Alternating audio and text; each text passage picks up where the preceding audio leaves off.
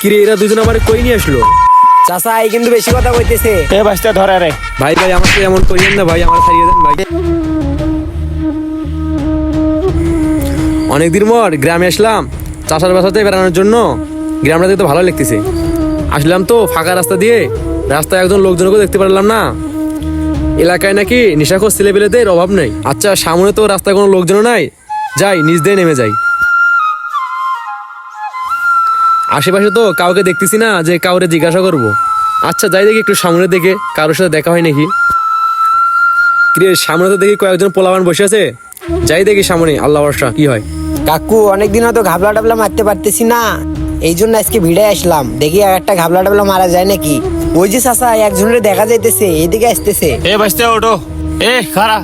এ তুই এদিকে কই যাস? ভাই আমি তো শহর থেকে গ্রামে এসেছি, এই জায়গায় কারোর চিনি না। আমি তো আমার চাচার বাসায় যাইতে চাচ্ছি। আশেপাশের কোনো তো লোকজন দেখতেছি না যে তাদেরকে জিজ্ঞাসা করে যাবো। হ্যাঁ ভাইস্তে, এরা দেখলে না ভোলা সোলা মনে হয়। এরা যেমনে হোক আটকে দিতে হইব। হ্যাঁ চাচা, তার আগে আরে সাইডে নিয়ে যাইতে হবো।